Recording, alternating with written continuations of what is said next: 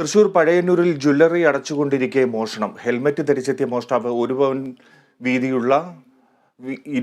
പവൻ വീതമുള്ള 2 മാലകളുമായി ബൈക്കിൽ രക്ഷപ്പെടുകയായിരുന്നു.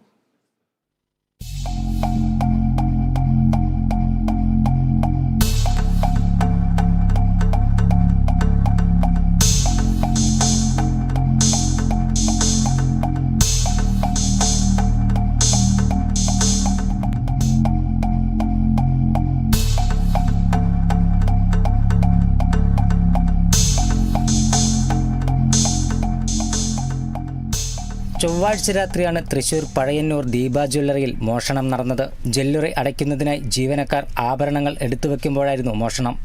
ഹെൽമറ്റ് ധരിച്ചെത്തിയ മോഷ്ടാവ് ജീവനക്കാരെ വെട്ടിച്ച് 1 പവൻ വീതമുള്ള മാലകൾ കവർന്നു. ശേഷം ജ്വല്ലറിക്ക് പുറത്ത് നിർത്തിയിട്ട ബൈക്കിൽ കയറി രക്ഷപ്പെടുകയായിരുന്നു.